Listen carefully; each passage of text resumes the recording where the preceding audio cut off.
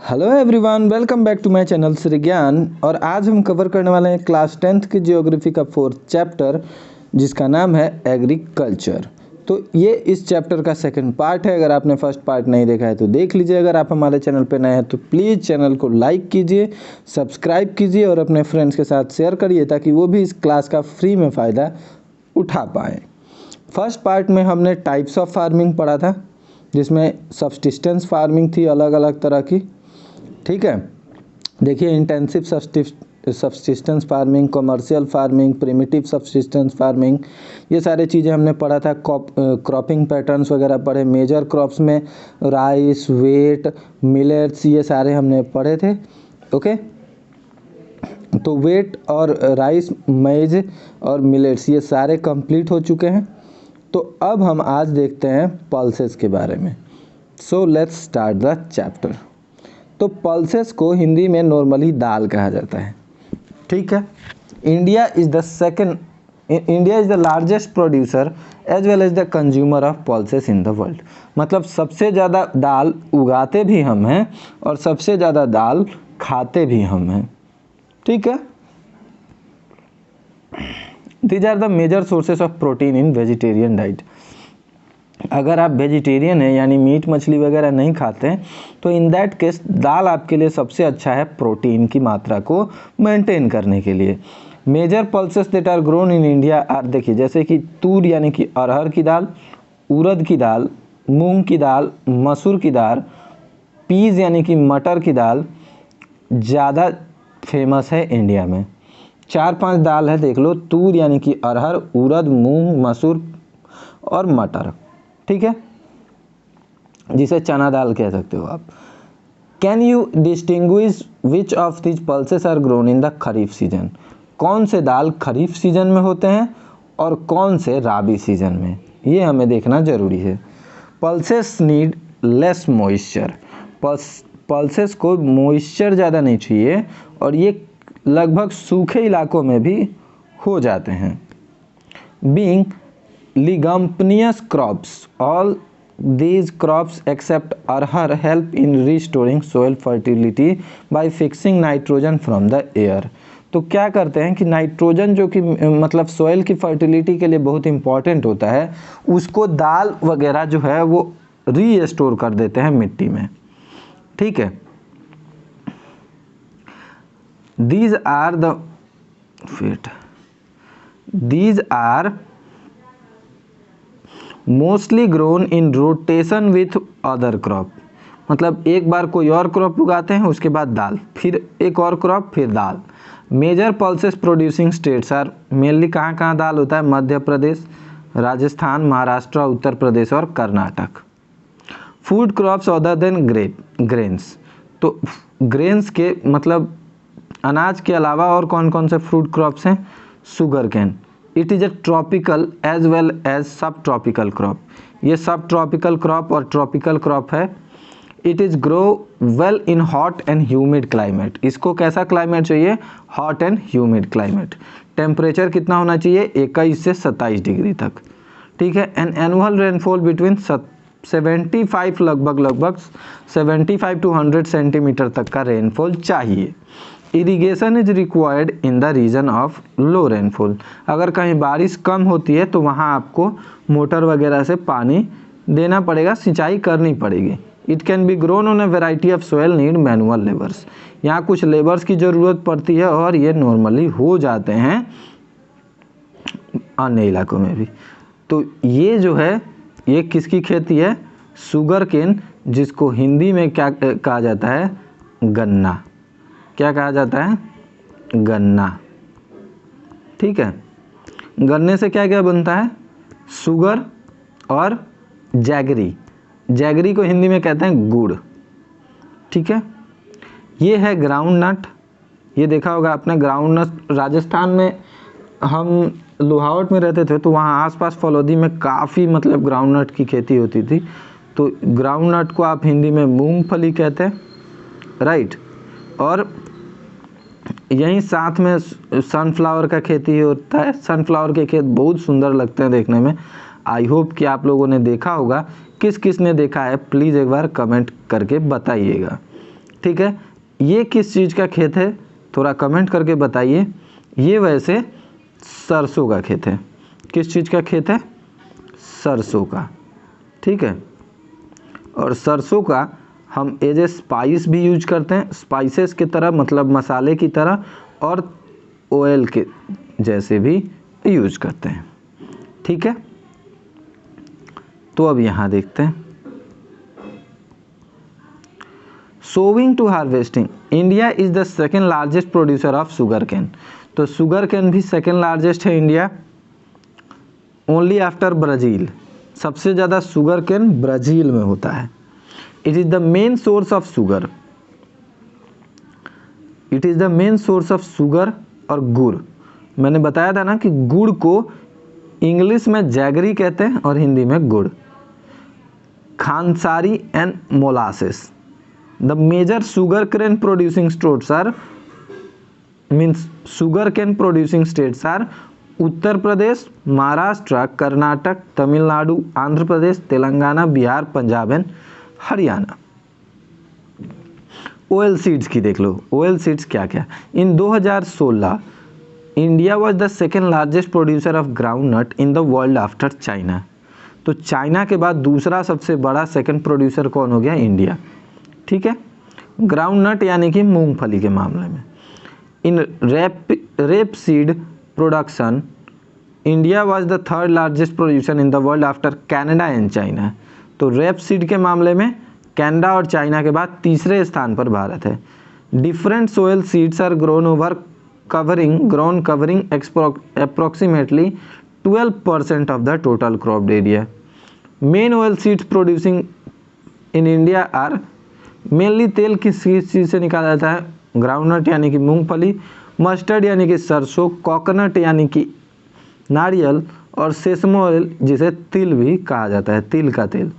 Soybean से तेल निकाला जाता है और साथ ही साथ कैस्टर ऑयल से भी तेल निकलते हैं।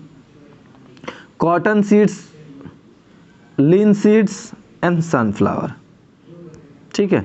Most of these are edible and used as cooking mediums. तो ज़्यादातर इसमें से तेल खाने को पकाने के लिए किया जाता है, खाने में यूज किया जाता है।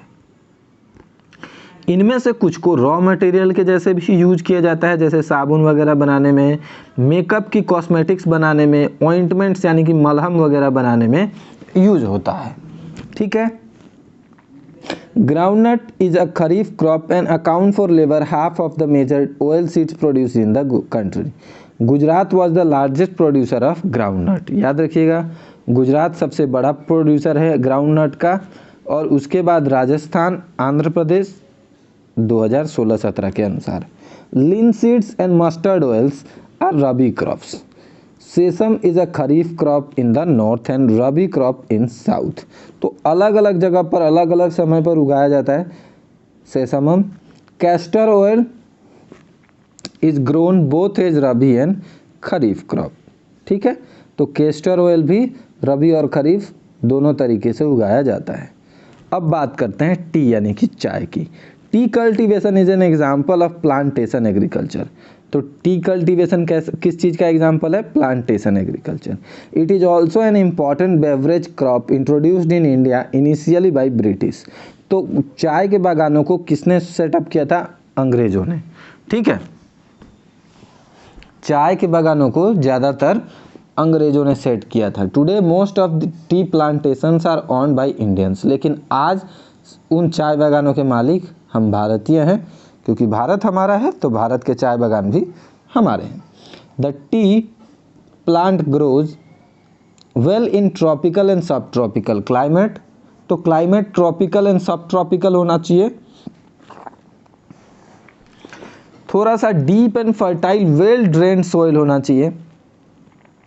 यहाँ पानी थोड़ा सा ज़्यादा चाहिए होता है, और पानी जहाँ ज़्यादा होता है और अगर धूप निकलती है तो वहाँ ह्यूमस फैल जाता है। ऑर्गेनिक मैटर्स अच्छे होने चाहिए, ठीक है।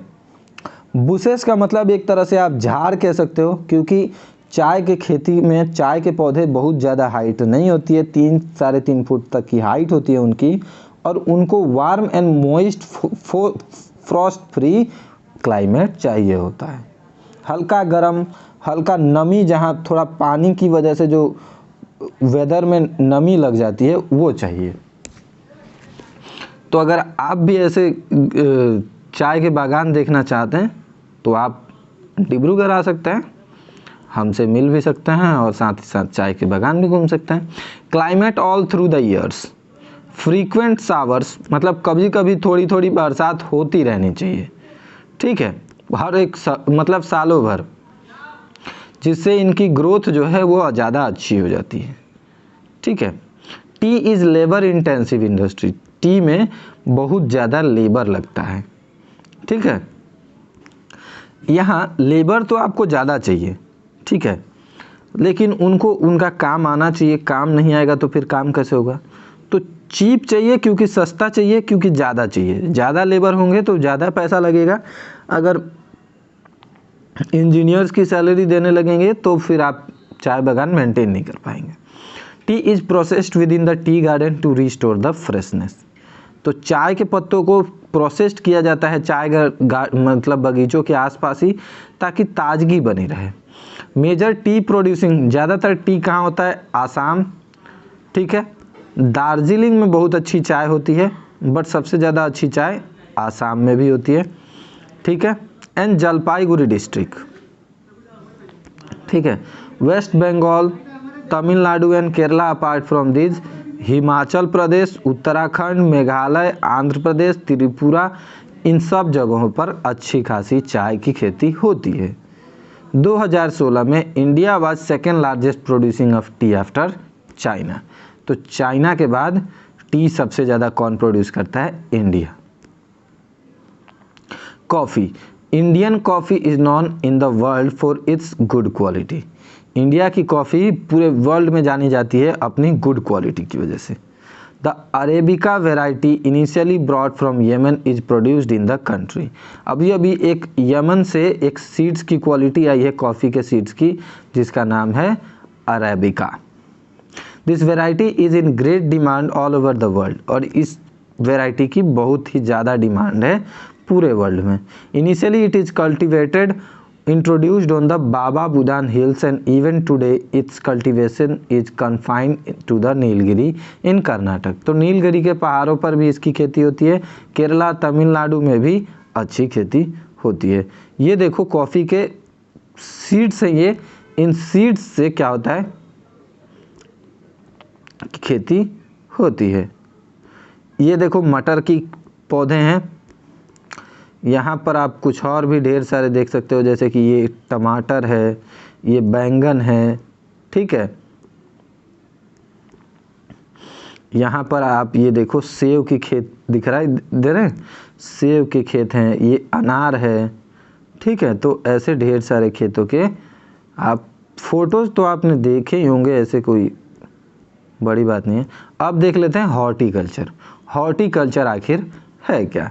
हॉर्टिकल्चर के मामले में 2016 में India was the second largest producer of fruits and vegetable in the world after China, तो चाइना के बाद फ्रूट्स और वेजिटेबल के मामले में भी भारत दूसरे स्थान पर है।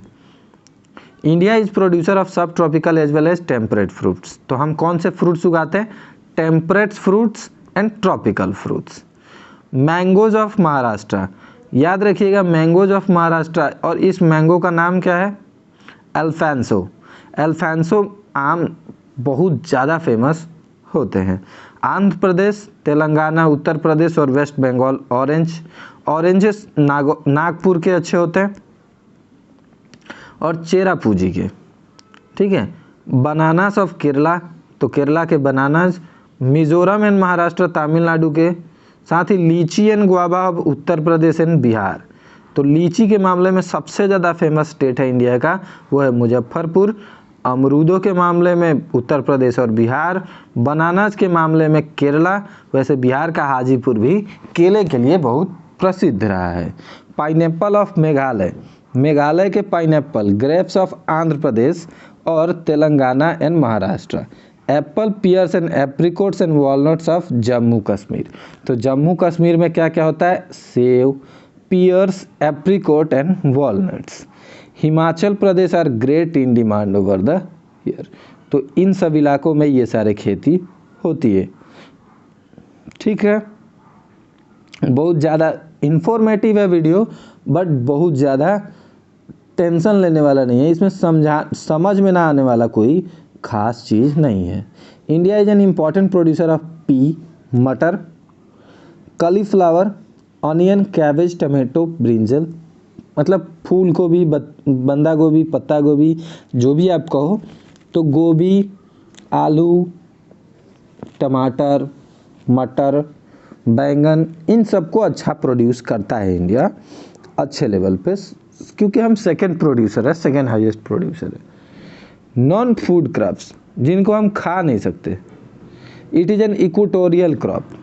ये क्या है? इक्वेटोरियल क्रॉप है, यानी कि अर्थ के इक्वेटर पे ये ज़्यादा अच्छा होता है, इक्वेटर का जो रीजन है ऐसे इलाकों में। It is also grown in tropical and सब ट्रॉपिकल एरिया, ठीक है, तो ट्रॉपिकल और सब ट्रॉपिकल एरिया में अच्छा होता है। इट रिक्वायर मॉइस्ट, यहाँ नमी होनी चाहिए थोड़ी सी, ह्यूमिड होना चाहिए, उमस होनी चाहिए, और साथ ही साथ बारिश होनी चाहिए आपको मोर देन 200 सेंटीमीटर, बहुत ज़्यादा बारिश की ज़रूरत होती है, और टेम्परेचर 25 डिग्री से कम नहीं होना चाहिए। Rubber is an important industrial raw material, तो रबर क्या है? एक इंडस्ट्रियल रॉ मटेरियल है। It is mainly grown in Kerala, कहाँ होता है? केरला में, Tamil Nadu, Karnataka and Andaman and Nicobar islands, यहाँ पर बहुत अच्छा रबर का खेती होता है। गारो हिल्स ऑफ मेघालय में भी होता है, ठीक है। फाइबर क्रॉप्स, फाइबर क्रॉप्स में cotton, jute, hemp and natural silks are 4 major fibre crops grown in India. 4 तरह के फाइबर क्रॉप्स इंडिया में उगाए जाते हैं, cotton, jute, hemp and natural silk, ठीक है। The first 3 are derived from the crops grown in the soil, तो 3 जो शुरुआत के हैं, कॉटन, जूट और हेम्प, ये तीनों तो मतलब कोई पौधा उगा दिया और उस पर हमने उगा दिया, ठीक है। लेकिन चौथे के लिए क्या होता है कि हमें एक कोकून होता है, एक कीड़ा होता है जिससे रेशम के धागे निकलते हैं, एकदम सिंपल सी बात समझो, ठीक है। और ये हरे हरे पत्तों पर रहते हैं, और इन्हें मतलब मालबेरी के पौधों पर पाए जाते हैं ये मेनली। तो ऐसे जगहों पर रेशम के कीड़ों को मतलब पाला जाता है, एक तरह से कह सकते हो आप, ठीक है। और सिल्क की जो खेती है, इसको ज़्यादातर हम किस नाम से जानते हैं? सेरीकल्चर। जहां हम कीड़ों को पालते हैं उसे सेरीकल्चर कहते हैं, ठीक है। अब कॉटन की बात कर लें। कॉटन को हिंदी में कपास कहते हैं। India is believed to be the original home of the cotton plant, तो ऐसा माना जाता है कि सबसे पहले कॉटन भारत में ही उगाया गया था। Cotton is one of the main raw material for cotton textile industries, तो जो कॉटन टेक्सटाइल इंडस्ट्रीज है उसका मेन रॉ मटेरियल क्या है? कॉटन है। 2016 में इंडिया सेकेंड लार्जेस्ट प्रोड्यूसर था कॉटन का, वो भी किसके बाद? चाइना के बाद। Cotton grows well in dryer part of the black cotton soil, तो इसके लिए ना ब्लैक सॉइल की ज़रूरत होती है, और मौसम को थोड़ा सा सूखा होना अच्छा होता है। और ये ऐसा मौसम और ऐसा ब्लैक सॉइल कहाँ पाया जाता है? दक्कन प्लेटू में। It requires high temperature, light rainfall, गर्मी ज़्यादा होनी चाहिए और बारिश कम, ठीक है। और अगर थोड़ा बहुत इरिगेशन कर दो तो भी चलेगा, ठीक है। ये देखो, ये कपास के पौधे हैं और इससे रुई निकलती है, रुई से फिर ढेर सारे कपड़ों वाले आइटम, धागों वाले आइटम बनाए जाते हैं। कॉटन जो है वो एक खरीफ क्रॉप है, 6 से 8 महीने का समय लगता है इसको मैच्योर होने में, ठीक है। मेजर कॉटन प्रोड्यूसिंग स्टेट्स कौन कौन से हैं? महाराष्ट्र, गुजरात, मध्य प्रदेश, कर्नाटक, आंध्र प्रदेश, तेलंगाना, तमिलनाडु, पंजाब, हरियाणा एंड उत्तर प्रदेश। अब जूट की बात कर लें। जूट को गोल्डन फाइबर भी कहा जाता है, याद रखिएगा, गोल्डन फाइबर जूट को कहा जाता है। Jute grows well on well drain fertile soils, well drain मतलब जहाँ पानी अच्छे से पहुँचा हो। Soils are renewed every year, ठीक है। ऐसा फ्लड प्लेन हो जहाँ बाढ़ आती रहती हो बीच बीच में, वहाँ जूट की खेती बड़ी अच्छी होती है, समझ में आ रहा है? बाढ़ थोड़ा सा आता रहे तो जूट की खेती अच्छी होती है। और आपको पता है ना, आसाम, वेस्ट बंगाल, इन सब इलाकों में बाढ़ बहुत आती है। तो ऐसी जगह पर अगर थोड़ा सा ज़्यादा टेम्परेचर हो, हाई टेम्परेचर रिक्वायर्ड होता है इसके लिए, तो अगर थोड़ी ज़्यादा टेम्परेचर हो तो क्या होगा कि अच्छी ग्रोथ हो जाएगी। तो जब बढ़ने का मौसम होता है ना, ग्रोथ का मौसम होता है, तब थोड़ी सी टेम्परेचर ज़्यादा लगती है। वेस्ट बंगाल, आसाम, बिहार, उड़ीसा, मेघालय, ये कुछ मेजर स्टेट्स हैं जहां हम क्या उगाते हैं, जूट उगाते हैं। जूट को किस चीज़ के लिए यूज होता है? बैग्स बनते हैं, चटाइयाँ बनती हैं, रस्सियाँ बनती हैं, यार्न्स बनते हैं, कारपेट बनता है, और भी बहुत तरह के आर्टिफैक्ट्स बनते हैं। Due to its high cost it is losing market of synthetic fibre.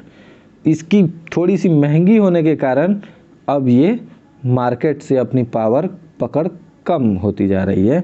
ठीक है, इसकी जगह पर अब नायलॉन वगैरह यूज होता है। Technological and institutional reforms. इतनी सारी खेती, इतने सारे अनाज, इतने सारे क्रॉप्स, इन सब चीज़ों के बाद पढ़ने के बाद हमें पता है कि हम बहुत सारी चीज़ों में सेकंड हैं, ठीक है, और बहुत सारी चीज़ों में थर्ड हैं। बहुत कम ऐसी चीज़ें हैं जहां हम फर्स्ट हैं। तो ऐसे में हमें कुछ टेक्नोलॉजिकल और इंस्टीट्यूशनल रिफॉर्म्स लेकर आने होंगे जिससे हम क्या कर पाएँ, बेटर प्रोड्यूस कर पाएँ। अभी थोड़ी देर पहले ही हम ये पढ़ चुके हैं कि agriculture has been practised in India for thousands of year, मतलब हजारों सालों से हम एग्रीकल्चर खेती करते आ रहे हैं, राइट। और sustain use of land without compatible techno institutional changes have hindered the pace of agricultural development. इतनी सारी पॉपुलेशन को अगर हमें खाना खिलाना है, सबका पेट पालना है, तो हमें अपने टेक्नोलॉजी को थोड़ा बेटर बनाना पड़ेगा जिससे हम ज़्यादा प्रोड्यूस कर सकें और ज़्यादा लोगों का पेट भर सकें, राइट। तो देखिए, फॉर ए ग्रोइंग पॉपुलेशन, इतनी बड़ी जो ग्रोइंग पॉपुलेशन है, this poses a serious challenge. ये एक बहुत बड़ा चैलेंज है सबका पेट पालना। Agriculture which provide livelihood for more than 60% of the population need some serious technical and institutional reform. तो अब किस चीज़ की ज़रूरत है? टेक्निकल और इंस्टीट्यूशनल रिफॉर्म्स की, कुछ बदलाव की, जिससे हम बेटर काम कर पाए। Thus collectivisation, consolidation of holdings, cooperation and abolition of zamindari. तो जमींदारी को ख़त्म किया गया। Consolidation of holding and cooperation fair some steps were given priority to bring about institutional reform in the country after independence. तो जब देश आज़ाद हुआ तो ये कुछ स्टेप्स उठाए गए। लैंड रिफॉर्म यानी कि ज़मीन सुधार के लिए कुछ काम किए गए। पहले 5 साल का जो प्लान था, 5 वर्षीय योजना थी, उसमें ये काम किया गया। Right of inheritance had already lead to fragmentation of land holding, necessities consolidation of holding. The law of land reforms were enacted but the implementation was lacking और ल्यूकवार्म। मतलब लॉ ऑफ लैंड रिफॉर्म्स तो लाए गए लेकिन वो लागू नहीं हुए सब जगह अच्छे से। The government of India embarked upon introducing agricultural reforms to improve Indian agriculture in the 1960। 1960 और 70 में इंडियन एग्रीकल्चर को इम्प्रूव करने के लिए भारत ने ऐसे रिफॉर्म्स उठाए। द हरित क्रांति भी इसमें से एक ऑप्शन है। जो the green revolution based on the use of package technology, एक मतलब ढेर सारी टेक्नोलॉजी का एक पूरा ग्रुप था जिसमें वाइट रेवोल्यूशन भी आया। ठीक है, वाइट रेवोल्यूशन याद रखिएगा मिल्क से रिलेटेड था। ठीक है, इसमें सबसे अच्छा लाल बहादुर शास्त्री जी का योगदान माना जाता है। ठीक है, आनंद मिल्क यूनियन का नाम आपने सुना होगा, जो आज भी देश में एक बहुत बड़ा रोल प्ले करती है मिल्क के फील्ड में। सम ऑफ द स्ट्रेटजीज, कुछ हमें स्ट्रेटजीज बनानी पड़ेंगी ताकि हम बेटर तरीके से क्या कर सकें, एग्रीकल्चर कर सकें। But this too led the concentration of development in few selected areas. Therefore, in the 1980s and 1990s, a comprehensive land development program was initiated, which include both institutional and technical reforms. Provision, अलग अलग तरह के provisions for देखो आज हमारे पास crop insurance होता है, ठीक है। अगर आपका मतलब सूखा पड़ गया या बाढ़ आ गया या फिर कोई साइक्लोन आ गया, तो ऐसे में आग लग गई, कोई बीमारी फैल गई, तो ऐसे में क्या होता है, इंश्योरेंस करवा दो तो आपको जो पैसा लगा था खेत में वो पैसा कम से कम बैंक दे देती है, ठीक है। और इस पैसे को, इस इंश्योरेंस को कराने का जिम्मा ग्रामीण बैंक्स को दिया गया। कोऑपरेटिव सोसाइटीज़ थी जिन्होंने अच्छा रोल प्ले किया। इन लोगों ने मतलब फैसिलिटीज़ प्रोवाइड करने के लिए लोन वगैरह देना शुरू किया, ठीक है। कम रेट पर किसानों को लोन दिया जाना बहुत अच्छा स्टेप्स था। उसके साथ ही किसान क्रेडिट कार्ड नाम का भी एक शुरू किया गया।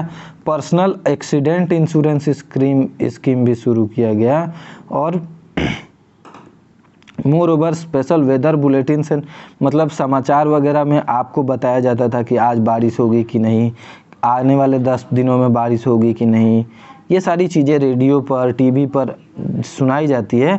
साथ ही साथ गवर्नमेंट अब मिनिमम सपोर्ट प्राइस भी बताती है कि इतना सपोर्ट प्राइस हम देंगे आपको, अगर आपका सामान नहीं बिकता है तो हम खरीद लेंगे इतने पैसे में, ठीक है। तो ये भी एक बहुत अच्छा चीज़ है जिससे कि फार्मर्स को काफ़ी हद तक फ़ायदा हुआ है। अब देखो भूदान, ग्रामदान, भूदान और ग्रामदान। तो भूदान का भी एक महात्मा गांधी जी ने एक शुरू किया था, जिसमें जिसके पास बहुत ज़्यादा लैंड था वो क्या करते थे कि कुछ लैंड अपना दान कर देते थे जिसके पास बिल्कुल भी नहीं था, ठीक है। तो ये एक बहुत बड़ा रोल हुआ और इसमें इम्पोर्टेंट रोल सबसे ज़्यादा प्ले किया विनोबा भावे जी ने। तो ठीक है, विनोबा भावे जी ने सबसे इम्पोर्टेंट रोल किया था, इसीलिए महात्मा गांधी जी ने इन्हें क्या किया था, spiritual heir. He also participated in satyagraha as one of the foremost satyagrahi, ठीक है। अब यहाँ देखते हैं,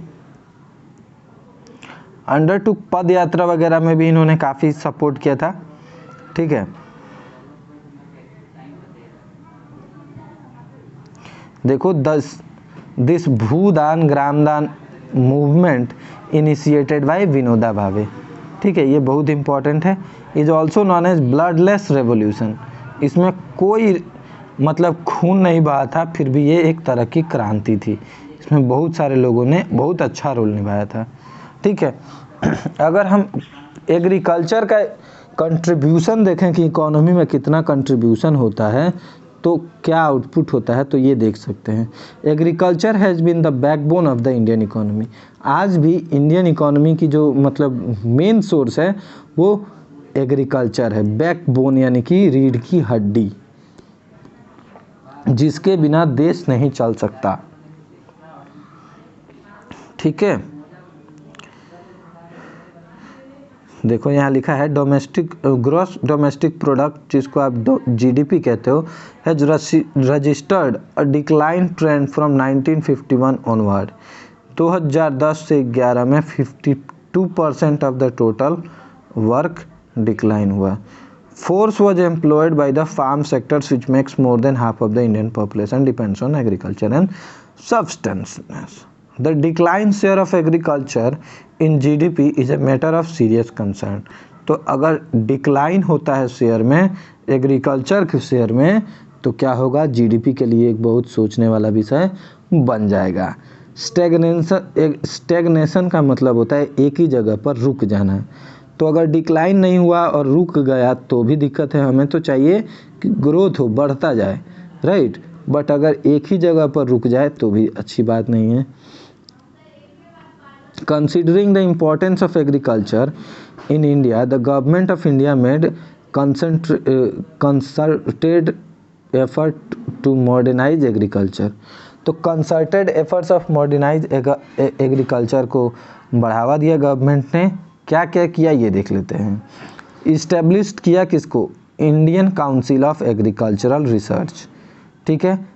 Indian council of agricultural research को ऐसी यूनिवर्सिटीज़ बनाई गई जो किसानों की मदद कर सकें, अच्छे हाई यील्डिंग वैरायटी के सीड्स निकाल सकें, ऐसी टेक्नोलॉजी निकाल सकें जिससे अच्छी से अच्छी एनिमल ब्रीडिंग हो, अच्छे से अच्छे हॉर्टिकल्चर्स डेवलपमेंट किए जा सकें। ठीक है, तो इन सब फील्ड्स में बहुत सारे रिसर्च एंड डेवलपमेंट्स किए गए। मीटियोरोलॉजिकल डिपार्टमेंट का काम था वेदर अच्छे से अच्छा बता पाना, जिससे किसानों को मदद मिल पाए। ठीक है,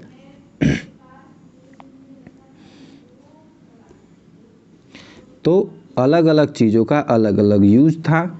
from the table 4.1 it is clearly that the through the GDP growth rate is increasing over the years. GDP rate Bharat का धीरे धीरे बढ़ता गया। It is not generating sufficient employment opportunity in the country. लेकिन फिर भी जितना हमारे देश को एम्प्लॉयमेंट चाहिए था, जितना रोजगार चाहिए था देश में, उतना रोजगार देश में नहीं है, बहुत कम है। The growth rate is agricultural has been decelerating, मतलब अब एग्रीकल्चर में भी लोग बहुत कम इन्वॉल्व होते हैं। ठीक है, today Indian farmers are facing a big challenge. किसानों के साथ बहुत बड़ा प्रॉब्लम है। क्या? इंटरनेशनल कंपटीशन है। ठीक है, और reduction in the public investment.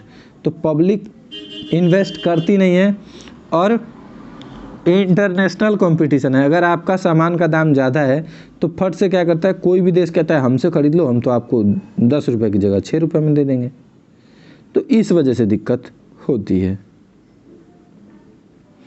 ठीक है, देखो इस टेबल को देख के अच्छे से समझ सकते हो। 3 सेक्टर्स, एग्रीकल्चर, इंडस्ट्री और सर्विस। ठीक है, 2013 में जीडीपी में कंट्रीब्यूशन था 4.2, 0.2% घट गया, 1.1% घट गया। ठीक है, लेकिन इंडस्ट्री में 5.0 था, यहाँ 5.9 बढ़ गया, ये और ज़्यादा बढ़ गया। देख रहे हो, 7.8 से 10.3 हो गया, 9.2 हो गया। तो जीडीपी तो बढ़ रही है, लेकिन ये जो है ये धीरे धीरे घटता जा रहा है। ठीक है, तो अगर किसान अपना काम करना छोड़ देंगे तो आपका पेट पालेगा कौन? Agricultural sector, subsidies on fertilizers in decreasing leading to increase in the cost of production. Moreover reduction in import. देखिए, जब इम्पोर्ट पे रिडक्शन ड्यूटी हटा दी जाए, मतलब अगर आप किसी और देश से सामान मंगाते हो तो उस पर ड्यूटी लगती है, उसको दाम बढ़ाया जाता है ताकि हम अपने देश में की चीज़ों को ज़्यादा यूज करें।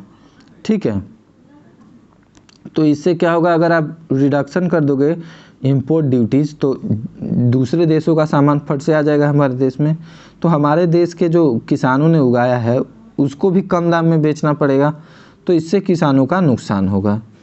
ठीक है, एक तो ये प्रॉब्लम है। और देखो, कई किसान तो हमारे देश में हमेशा सुसाइड करते रहते हैं, आपने न्यूज़ सुना होगा। ये एक बहुत बड़ी प्रॉब्लम हो गई है। तो इसका कारण क्या है? इसमें ग्लोबलाइजेशन का कितना रोल है ये भी हम देखेंगे। ग्लोबलाइजेशन का मतलब है कि हर देश एक दूसरे के साथ कनेक्टेड है और हर देश एक दूसरे के साथ व्यापार कर सकता है। तो ग्लोबलाइजेशन का असर क्या पड़ा ये देखते हैं। Globalization is not a new phenomenon, it is was there at the time of colonization. जब हमारे देश में अंग्रेज थे तब भी ग्लोबलाइजेशन था। ठीक है, ये कुछ बहुत ज़्यादा नया नहीं है। लेकिन 19वीं शताब्दी में जब यूरोपियन ट्रेडर्स भारत में आए तो उस समय क्या था, at the time that to India spices were exported to different countries. उस समय हम दूसरे देशों में अपने मसाले भेजते थे। ठीक है, और इससे क्या होता था कि इंडिया को खूब ढेर सारा सोना मिलता था, तो इंडिया के जो किसान थे वो और ज़्यादा उसको प्रोड्यूस करते थे और ज़्यादा खेती करते थे ताकि उनको और ज़्यादा फ़ायदा मिल सके। ड्यूरिंग द ब्रिटिश पीरियड जब अंग्रेज आए तो क्या हुआ, cotton belts of India attracted the British. तो उन्होंने एक कॉटन की जो बेल्ट थी उन्होंने ब्रिटिश को काफ़ी अट्रैक्ट किया। कॉटन बाहर जाने लगा ढेर सारा एज ए रॉ मटेरियल, कपड़ों की मिल में बहुत सारा कॉटन जाने लगा। ठीक है, एक मैनचेस्टर नाम की इंडस्ट्री थी जिसमें बहुत सारा कॉटन यूज होता था। Liverpool flourished due to the availability of good quality of cotton from India. अच्छी क्वालिटी की कॉटन अंग्रेज लेकर जाते थे मैनचेस्टर और वहाँ से कपड़े बनाकर लेकर आते थे और वही कपड़ा वो हमें 10 गुना ज़्यादा महंगे दामों पर बेचते थे। ठीक है। चंपारण का एक मूवमेंट आपको अच्छे से याद होगा जो 1917 में बिहार से शुरू हुआ था। ये किस लिए शुरू हुआ था? क्योंकि इस इलाके के किसान जो है उनको ज़बरदस्ती उनसे किस चीज़ की खेती करवाई जाती थी? इंडिगो, जिसको हिंदी में हम नील कहते हैं। क्या कहते हैं? नील कहते हैं। तो इंडिगो की खेती होती थी। ठीक है। ज़बरदस्ती उनसे इंडिगो की खेती करवाई जाती थी। क्यों? क्योंकि कपड़ों की इंडस्ट्रीज़ में उसकी बहुत ज़्यादा ज़रूरत पड़ती थी। ठीक है। और खाने की अगर कोई ग्रेन हम नहीं उगाते हैं तो उनकी फैमिली नहीं चलेगी। किसानों की फैमिली को प्रॉब्लम होती थी, वो भूखमरी से मरने लगते थे अगर आप फूड ग्रेन नहीं उगाओगे तो। नील तो हमारे किसी काम का नहीं था, हमारे किसी काम का नहीं था मतलब नील से तो हम ज़्यादा कुछ कर नहीं सकते थे, खाना ज़्यादा ज़रूरी था हमारे लिए उस समय। तो अंडर ग्लोबलाइजेशन पार्टिकुलरली आफ्टर 1990 के बाद the farmers in India have been expose to new challenge. 1990 के बाद एक नया चैलेंज आया देश में। क्या? कि important producer, despite being an important producer of rice, cotton, rubber, tea and spices, our agricultural products are not able to compete with develop. मतलब दूसरे देश जिनके पास डेवलप्ड मशीनरी वगैरह है उनसे हमारे देश के किसान ज़्यादा कम्पीट नहीं कर पाए। और इसकी वजह से देखो 11th प्लान जो था उसने फोकस किया फार्मिंग पे। ठीक है। सीड्स, नए अलग बीज लेकर आए जो जिनकी वजह से क्या हुआ, फार्मर्स ने सुसाइड किया। क्यों? क्योंकि अगर सीड्स खराब होते हैं तो भी।